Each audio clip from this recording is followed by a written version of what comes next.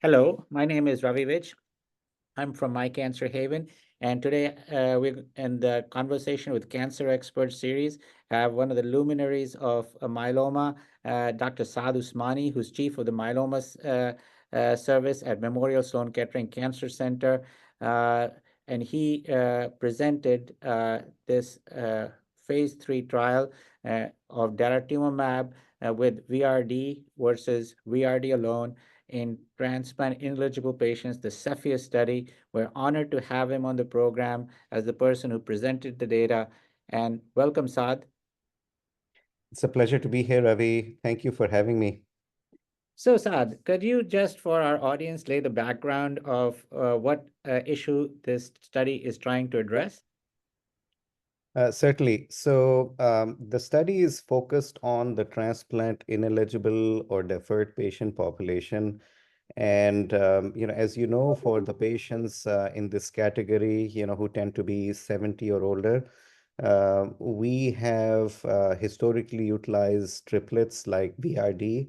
And then the Maya clinical trial read out positively for both progression-free and overall survival. And Dara-Lendex became a benchmark for transplant ineligible patients. But then at the same time, we had the Perseus trial reading out for transplant eligible patients with quadruplet induction therapies with daratumumab, showing very promising results, significant improvement in progression-free survival. So the idea with this clinical trial was, can you focus on more of the fit, intermediate fit transplant ineligible patients, or those who plan transplant as at their first relapse? Can you use a quadruplet instead of a triplet for those patients, and also use a 2-drug maintenance versus a 1-drug maintenance, and see if there is improvement in depth of response and outcomes? So, could you tell us about the trial design? Certainly. So this is a phase 3 study. Almost 400 patients were randomized to either the standard of care arm, which was similar to the SWOG 777 trial, where VRD was given for 8 cycles. Now, these cycles were 2 weeks of treatment, so 2 weeks on and 1 week off. And then this was followed by the usual LEN maintenance with dexamethasone, but then dexamethasone could be tapered off. And then in the experimental arm, subcutaneous daratumumab was added to both the induction and the maintenance phases of treatment. I do want to point out that the frailty score was utilized as one of the key eligibility criteria, and it was 0 to 1. So this would then limit the enrollment to fit and intermediate fit patients. This is actually the first clinical trial with the primary endpoint of overall MRD negativity. And then secondary endpoints were, of course, PFS, OS, sustained MRD negativity, and CR or better rates. And what was the population that you accrued to the study? So the median age was 70 years on both arms, and then about 2/3 of the patients were fit by IMWG frailty score, and the rest were intermediate fit.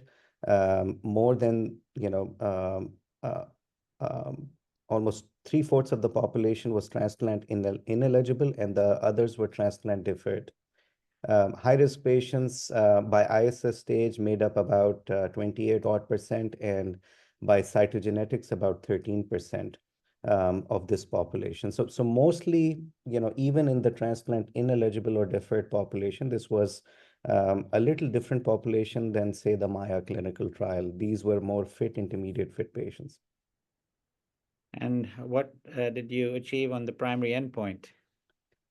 So the primary endpoint was quite impressive. The overall MRD negativity rate using next-gen sequencing, and the threshold here was 10 to the minus 5.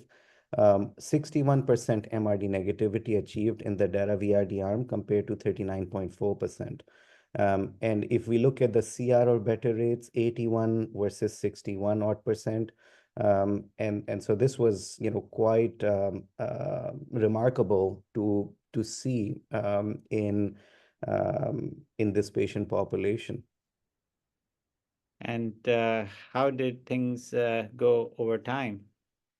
I think the sustained MRD negativity was another very important endpoint, and we have not seen sustained MRD negativity to this degree in other clinical trials with daratumumab or even with other triplets. So sustained MRD negativity rates were 48.7% versus 26.3%. And at the time of the report, we also actually had overall MRD negativity rate at 10 to the minus 6, and it was 46.2% compared to 27.3%. So, if you look at the delta, it's almost like 20% across each of these endpoints in terms of improvement. How durable were the responses? At the time of the report, the median follow-up was almost 6 years, and the median PFS became statistically significant in favor of the daratumumab arm. In the VRD arm, it was 52.6 months, whereas in the Dara VRD arm, it was not reached. And looking at the 54-month PFS rate, 68.1% compared to 49.5%, and the hazard ratio was 0.57. What that really means is if you look at these curves, you start seeing the separation occur after the first 2 years, and then the separation continues as patients receive treatment. So that MRD negativity benefit does translate into progression-free survival benefit here. And what about subset analysis? Most of the subgroups favored daratumumab as the option. I think, what we've seen with other clinical trials that high-risk patients make up a smaller proportion. And so it's always difficult to demonstrate clear benefit in high-risk patients unless you do a pooled analysis. I think that's what will end up happening here with the various quadruplet regimens. But across the board, I think you see the benefit favoring the DVRD arm of the study. What about overall survival?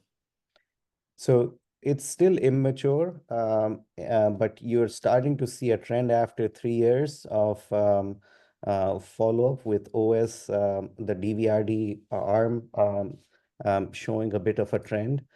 Now, this clinical trial enrolled at the height of the pandemic. And so it made sense to censor the deaths due to COVID-19 and see the overall survival trends, and it does become a little bit more pronounced. So the hazard ratio, goes from 0.85 compared to then 0.69. So it becomes a little tighter from that perspective. But yeah, I mean, it still remains immature, although we're starting to see some trends. And how did patient tolerate it? Overall, in the DVRD arm, patients received treatment for 22 months longer compared to the VRD arm. So the exposure, was almost, about 2 years longer. If we look at the numerical treatment emergent events that led to discontinuation, they appear to be higher in the VRD arm compared to the DVRD arm. So, this speaks to kind of the tolerability of the treatment program. If we start looking at treatment emergent adverse events that led to grade 5 events, both non-COVID and COVID related, they were numerically high, percentage-wise higher. But exposure adjusted grade 5 events for patient months, since the DVRD arm had almost 22 months, more of exposure, they appear to be somewhat similar. And what were the side effects that were seen? Hematologic side effects were the most common across the two arms, were similar, grade 3 or 4. Hematologic were numerically higher in the DVRD arm. This is consistent with what we've seen in other daratumumab containing regimen clinical trials. Infections, COVID-19 infection, grade 3 or 4 were higher in the DARA arm of the study. The SPMs, numerically were a little lower in the DVRD arm compared to the VRD arm, despite the longer exposure and follow-up. And then interestingly, peripheral sensory neuropathy appeared to be similar in terms of percentages in the two arms, but grade 2 appear to be lower in the DVRD arm. And this is an observation that has been seen with other anti-CD38 quad combinations. And so, I think this, you know, um, potential observation needs to be observed a little carefully to see mechanistically what's happening. So, what are the top takeaways from this study? I think the key takeaway is, this is a positive trial. It's the first phase 3 with DARA being combined in the transplant ineligible or deferred population. It's also the first one with primary endpoint of MRD negativity. And in terms of the primary endpoint of overall MRD negativity rate at 10 to the minus 5, at 10 to the minus 6, and then also sustained MRD negativity, all were statistically significant in favor of the DARA-containing regimen. There was a significant PFS benefit as well.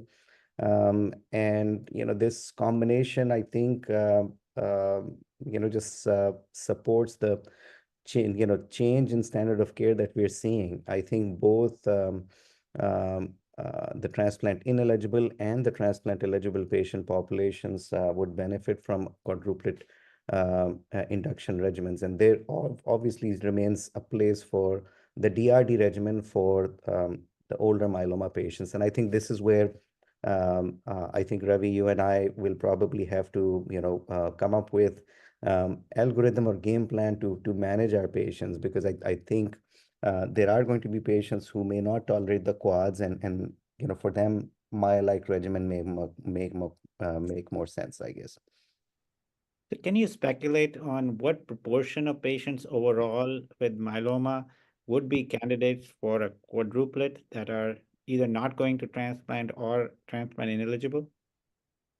Yeah, I would say that probably, 75% of the patients will end up getting a quadruplet regimen. I mean, the ones who are old and frail, we pick DRD. And even in the patients, who are fit or intermediate fit, as a clinician, we might end up tweaking the regimen and giving, DARA RVD light with and try to get good quick responses in patients, and then modify our maintenance strategy for those patients. But I do feel that that MRD negativity rate, that quick response you get, helps alleviate a lot of symptomatology from myeloma, and improves quality of life. So I wish to thank you and your colleagues for this excellent study that is going to change the standard of care going forth for patients with multiple myeloma. And I hope I can have you back for another recording on, I'm sure, many more such studies that you will be presenting in the years to come. It will be a pleasure to come back, Ravi. Thank you so much for having me. Thank you.